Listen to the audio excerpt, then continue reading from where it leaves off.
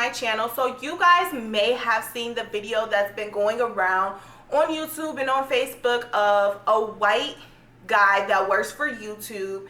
He basically accused this black man of trespassing, and he ends up calling the police on him. And his son is just like, Dad, no, stop, let's just go, you know, whatever. And he's just questioning this black man, like asking him, why are you here, telling him to leave, and like all this stuff. And the little boy is just like, Dad, let's just leave him alone. This black man is just filming, you know, as his evidence in case something goes down.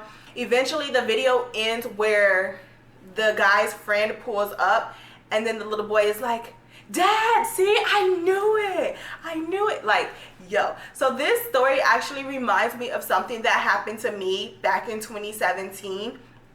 So Rachel and I, we used to live in these apartments in Hollywood, like along Hollywood Boulevard area, the Walk of Fame, you know, right there, literally like 5 minutes away walking wise. So we lived in these apartments, and we ended up leaving out of these apartments because we couldn't afford it anymore. You guys know I lost my job, and then she just refused to have a job. So we left out of those apartments because we couldn't afford it anymore. And we still had our friend that lived there. We're going to call my friend Rim. So he still lived there in those apartments. So one night we didn't know where we were going to go because we were couch hopping at this time, okay? We were just like spending the night at friend's house. Whatever money we got, we was getting like for a hotel or like a motel, or like staying in different Airbnbs and stuff. So we didn't have any money, y'all. So what we did was, we were already in Hollywood, so we went down to Rim's place, and we were going to see like if we could either stay there the night, or if we could just stay there for a couple hours while we figure out where the hell we were going to go. So we get to the apartment, and nobody answers the door because Rim is not there. So Rachel is just like, yo, I'm gonna call my friend and see if we could stay at his place and if he'll come and pick us up. So I'm like, okay, bet. So we get downstairs, and we just waiting in the lobby, and I'm standing up, she's sitting down, and we're only there for like pretty much a few minutes. And that's when this white man comes out of his room, and he comes up to us, and he asks us, who are we? And he's like, you know, who are you? Why are you here? Who are you here for? Who are you waiting on? Like asking us all these questions. And like Rachel and I just keeping our mouth shut because like, who are you to even just come up to us and ask us why are we here and who are we looking for? And then he started trying to get us to leave, and we wouldn't leave at all because like, dude, who are you? Like, you're not the apartment manager or anything. You're just some random person that's coming up to us and like, yo, you gotta go. Like, I don't know. So we kept refusing to go, and then he was like, I'll be right back, and if I come back and you still in here, then I'm going to call the police. So he went into the garage. We just stayed there, sitting there. We just like didn't care. And so he came back in like a few minutes later, and he was like, I thought I told you guys to leave. And we're like, yo, we're waiting on our friend. And so he's just like, okay. So he went into his room, and then I'm like, Rachel, let's just go upstairs and just wait by like Rim's door, like in the hallway. So we did. We went upstairs. We waited by the door. And then Rachel was like, yo, my phone is about to die, and I need my phone on to know when old dude is here. So in the hallway, like there's these doors that goes into like different sections. So we went into this other section. There was an outlet there. She charged her phone. So we just sat there and we just waited. So a few minutes go by, and then I hear an elevator, and I'm just looking at her like, really? Like, I was like, I bet you that's him. I bet you that's him. So then we started hearing footsteps coming closer and closer, and I'm just like waiting, like, this is him. He about to come in and say something. And so he opens the door, and he said, okay, that's it. You guys are coming with me. Let's go.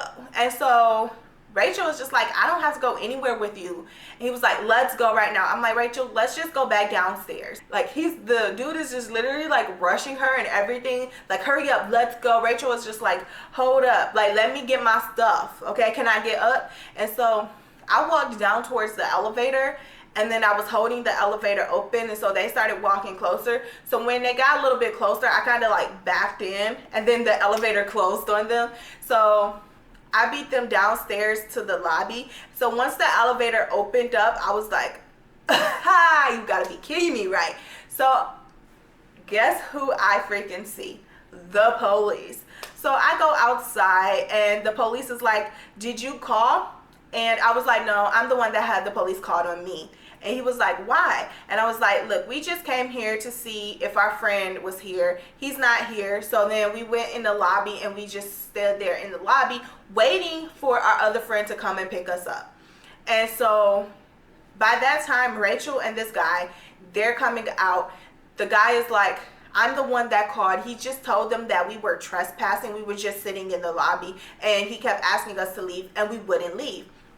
And then Rachel was looking like, look, officers, like, we have a friend named Rim who stays up here in the apartment and we were coming to visit him and he wasn't there. So we went to the lobby and we stood in the lobby waiting for our ride. She showed him, like the police officer, her phone to show that she had called her friend.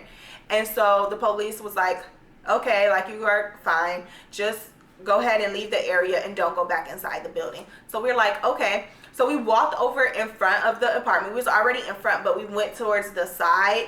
And so it's like one of those areas where it's like a whole bunch of like trees over there. And then it has like this like wall part that goes up where the trees are. It's kind of hard to describe. And then you could like kind of sit on the little cement that's right there. So Rachel and I had stood right there and she put her bag down. And then the man, he continued to talk to the police. And so the police was like, okay, I don't know what he said. So the police ended up leaving. And actually the police started walking towards our direction when they were going back to their car. And so they were like, you know, just don't go back inside. Don't come back in this area for the remainder of the evening. And just get away from this area. Don't even stand in front of the apartment. There's like a whole bunch of apartments in that whole, like down that whole street. So we went to the next apartment over and stood there and waited for our ride to come and get us. And then that was literally the end of the story. So I mean, the story is not exactly the same. And I mean, like, there is a huge difference because we were just standing there waiting for someone to come. And it's like, yeah, we could have just left there and had someone come and meet us like at a Starbucks or something that's in the area. But it was so cold outside and it was literally like 10 o'clock at night. So it was like dead ass freezing, guys. Not even over exaggerating. So, yeah, I tried to give him the benefit of the doubt because when I first moved into the apartment, I was told that like some type of way the homeless people get in and they go into that area where the staircase is and they will hide underneath the staircase and go to sleep there. So I've tried to give him a benefit of the doubt that maybe it wasn't race related, but Rachel like, yo, it was just two black females and this dude felt some type of way. That's why he called the police and stuff on us. But I was just like, I feel like he was like, yo, like, they may be these homeless people and they're going to try to stay here all night, even though that definitely wasn't the case. We were legit waiting for our ride. And I just felt like if we already told you that we're waiting for our ride, then you should just leave us alone because we're not bothering anybody. Anybody that kept coming in and out of the building who saw us did not have a problem, you know. And the reason that it kind of took so long, it wasn't even really that long for old dude to come because everything happened like really quickly. The guy wasn't in Hollywood at the time, so we had to wait for him to get to Hollywood to come pick us up. So yeah, that's the story, guys. If you've been in a situation similar to that, definitely let me know in the comments below, and I'll talk to you guys in the next video. Bye.